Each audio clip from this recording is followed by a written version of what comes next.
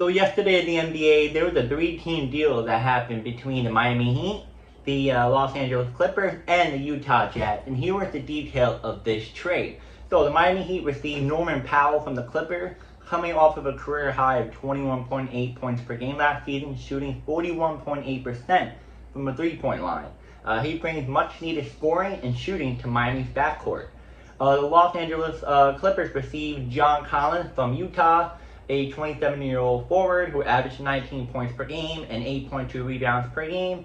And Collins gives a LA added athleticism and front court versatility. And last but not least, the Utah Jazz received three of these things. Kevin Love from Miami, a veteran forward, 36 years old, a five-time All-Star. Love played 23 games last season, averaging 5.3 points per game.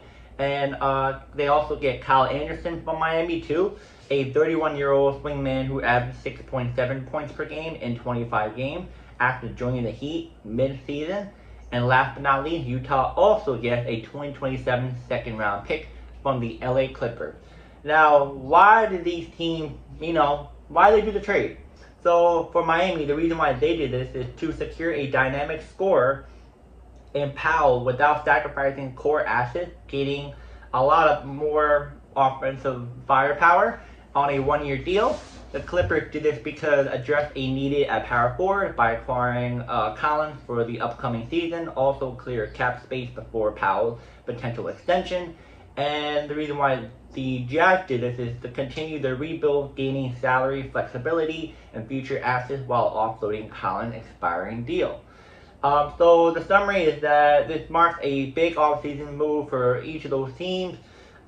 Scoring reinforcement for Miami, front court depth and financial flexibility for LA, and for Utah, assets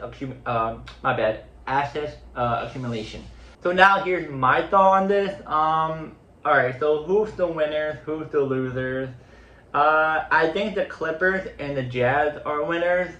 And the Miami Heat is somewhat of a loser, but they kind of are winners. Let's start with the Miami Heat as they're somewhat losers and winners in this one. The reason why is this. The reason why you're somewhat of a winner is because you bring Norman Powell. He averaged 21 and He averaged 21 and he shoots 41% from the three-point range, which is really good. He's a major upgrade from Duncan Robinson. He is still really good. He'll help your team a lot. But the reason why they're a loser is because you hype yourself to get Kevin Durant, Giannis, and you don't make the move. Yes, you somewhat try to get an offer, the Suns, but the offer is pretty bad. You should have gotten a better offer for them because, Houston gave a even better offer than yours. It was just bad. And you just hype yourself all the time to get a big name player. The last time the Miami Heat got a big name player was Jimmy Butler. And then before that, it was one of the big three of Miami Heat: LeBron, Chris Bosh, and Dwayne Wade. Other than that, I don't even know what Pat Riley's even doing. He's so picky. Bro, I know it's not the 1980s and 90s, but stop being picky. Kevin Durant is still a good player. I know he is missing more games than he did in his prime. He's still somewhat, I would say, in his prime. But it's just very silly the fact that,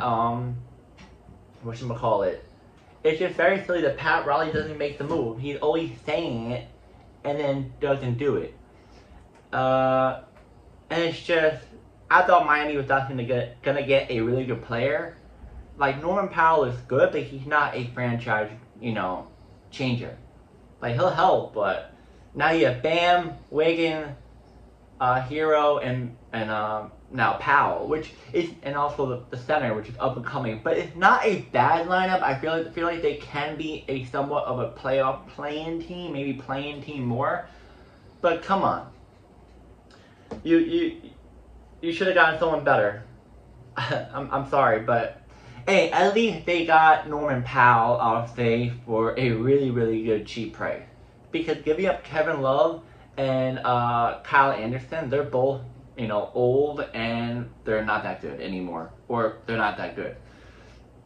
Kevin Love, which is 36 years old now. He doesn't play like he used to. He's more of a veteran, hey, I'm going to cheer you up after this loss. And Kyle Anderson, I don't know, he's okay, but he just, I don't know.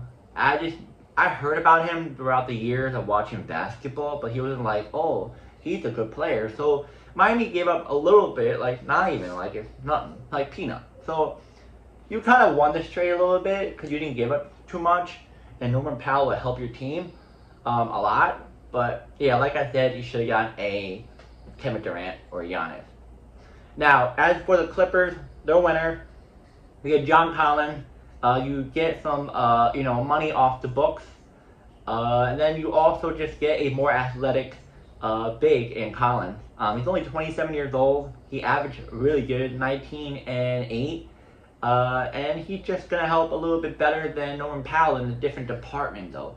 Norman Powell does better in one department than the other when it comes to John Collins, but I think that the Clippers may want to have more of an athletic front court versatility than just a Norman Powell type. So they're going to see if maybe that changes. But it's a little interesting that they got rid of Norman Powell. I know there's 1 year left on both of these guys, but Norman Powell, I'm going to say this, he is much better than John Collins. But he's not as athletic as John Collins, though. But hey, who knows? We're going to see how this goes with LA if John Collins help the Clippers. Norman Powell did help the Clippers, but not to the extent that we all thought. But yeah, that just comes with having a lot of injured players, but who knows? Now for the Jazz, I could say you can say they're losers because they just get 2 veteran players and a second round pick. But I mean, they're just trying to get rid of John Collins. They're trying to get something out of it. He doesn't want to come back. I think they don't want him to come back. So they're like, might as well get something out of him. We're trying to rebuild. I thought they weren't trying to rebuild at one point, but I guess they're trying to rebuild for good now. So they get two veteran players that are going to help a lot. The reason why is that Kevin Love, championship all-star, going to teach the young rookies on the team what to do, what not to do, certain games that he has, he wants to pass down to them. Kyle Anderson, I don't know. That one, I don't know why I said that was a good one. I don't know. Like I said, I don't know a whole lot about him. He's kind of trash. So, yeah. As for the 2022 second round pick from the Clippers, that's good. You get something out of it from John Collins. You're trying to get something out of a person that you're not going to want next year, which is fine. I think it's okay for the Jazz. They're trying to rebuild. But yeah, pretty much the winners are the Clippers and the Jazz, and the loser is the Heat. Heat somewhat winner, like I just said. And yeah, guys, comment down below. Who's the winner? Who's the losers? And do you like this trade? Do you not like this trade? Do you think these teams should have done a better trade than any other team, or they should have gotten something a little better back? Let me know in the comments. And yeah, see you guys in the video.